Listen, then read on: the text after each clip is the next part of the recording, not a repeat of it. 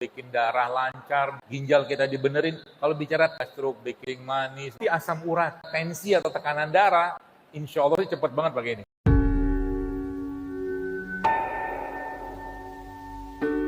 Tempe ini. Orang makan tempe, yang dipikirin apa? Oh nanti asam urat. Nanti bisa bikin tumor payudara, ya kan? Begitu aja kerjaan kita tiap hari.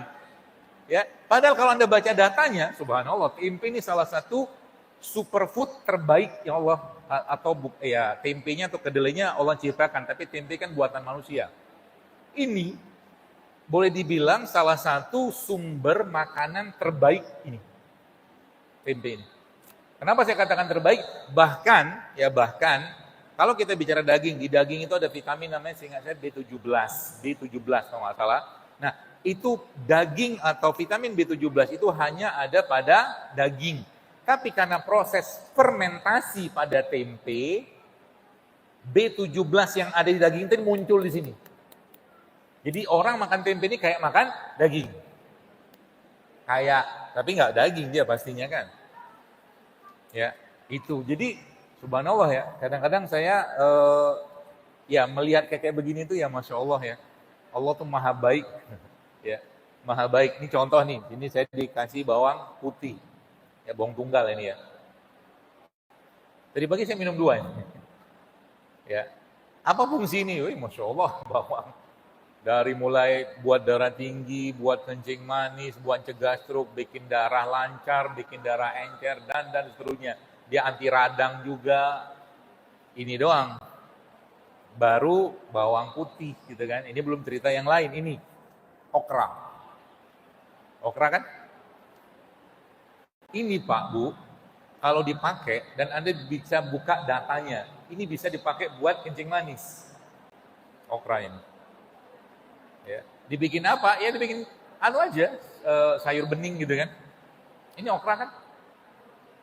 Nama sini apa? Okra. Ya okra. Kan dalamnya ada ada biji banyak. Okra. Jadi sebenarnya kalau kita mentadaburi ya alam semesta dan diri kita yang Allah ciptakan ini, subhanallah ya. Sebenarnya banyak sekali produk ciptaannya Allah yang Dia ciptakan di bumi ini yang kalau kita tahu itu semua itu bisa bermanfaat dan sangat baik kita gunakan untuk baik menjaga kesehatan ataupun mengobati. Banyak ya. Contoh mungkin contoh ya. Ini nanas ini.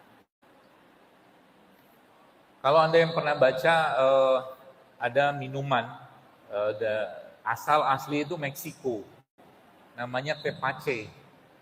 Tepache itu dibikin dari kulit nanas. Jadi kulit nanas ini dibersihkan, ya, kemudian ya sikat gitu ya, lalu dipotong, ambil kulitnya doang, masukin ke dalam toples, masukin air di situ, kasih kayak molasses atau gula merah atau gula aren gitu, nanti akan fermentasi, dia akan jadi minuman yang isinya enzim semua. Itu namanya tepache. Ini doang. Pakai kulit. Ini kita belum masuk ke dalam ya. Baru kulit. Ya. Kulitnya ini juga sangat tinggi enzim, cuman kita nggak bisa makan. Tapi bisa dibikin minuman, ya.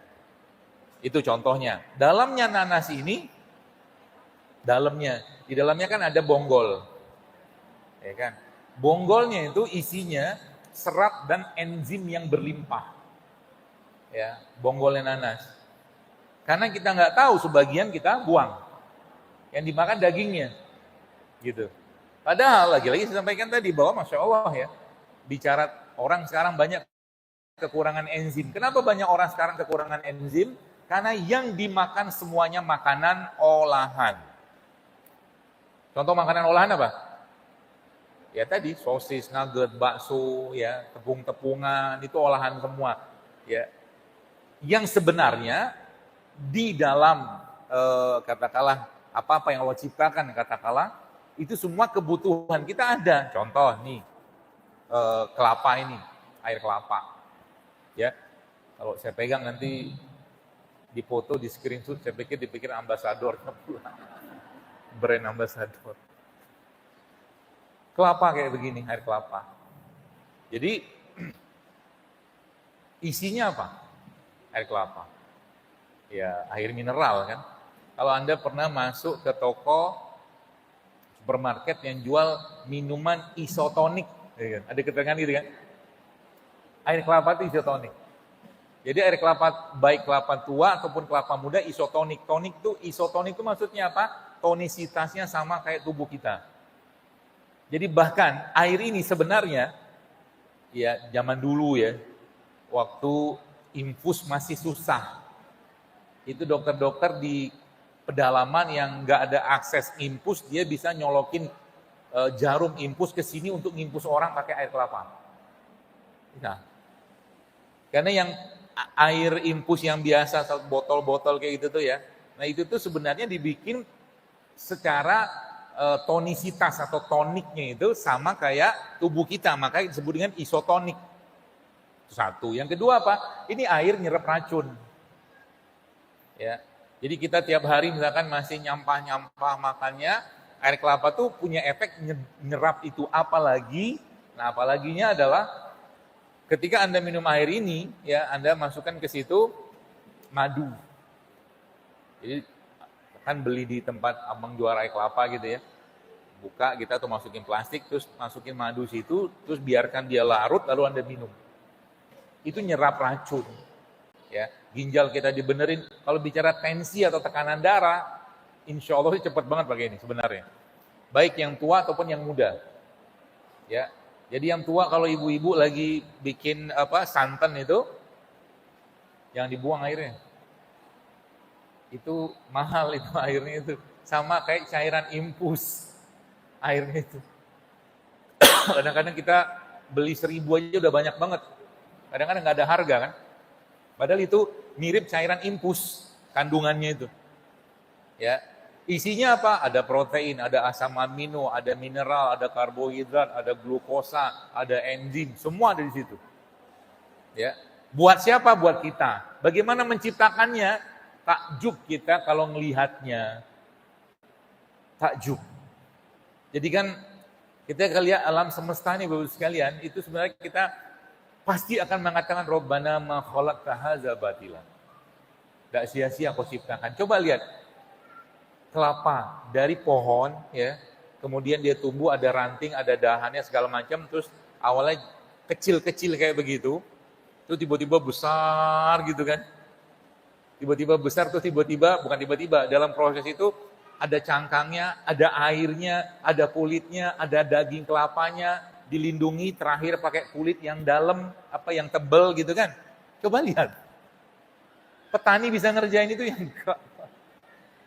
Karena berharganya air ini, katakanlah ya, maka Allah lindungi dia. Ya. Jadi ngelihat kelapa tuh, kalau kita ngelihat kelapa pakai iman saja, nangis kita. Allah. Petani cuma tanam bibitnya doang, dia tanam tunas kelapa gitu, siram-siram doang gitu kan, kasih air, kita kasih pupuk, tuk, jadi dia. Pertanyaannya, air yang ada di sini dapatnya dari mana? Coba. Kita jawab Allah, prosesnya kayak apa gitu loh. Dari mulai si akar kelapa itu nyedot air, dan akhirnya ada seperti pompa naik ke atas, di atas diolah-olah, diaduk-aduk, akhirnya jadilah rasa, ada rasa loh, subhanallah. Itu baru kelapa, belum cerita madu loh. Madu tuh lebih dahsyat lagi, sampai Allah mengatakan wa'uha, kata Allah, kami wahyukan kepada lebah, makhluk selain ya manusia di situ kan yang dapat wahyu, lebah. Ya. Maka contoh nih misalkan ya, kalau kita bicara tentang madu sedikit, ini kan topiknya umum saja. Al-Quran itu menggunakan kata syifa. Ya, dalam Quran itu ada empat kata syifa. 1, 2, 3-nya itu Quran. Syifa itu penyembuhan atau penyembuh. Ya. 3-nya Quran, 1-nya madu. Jadi Anda bayangkan penyembuhan dalam Al-Quran itu 3/4 bagiannya diwakili oleh Quran.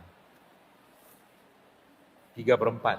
1/4-nya yaitu madu, atau yaitu yang terakhir itu diwakili oleh madu.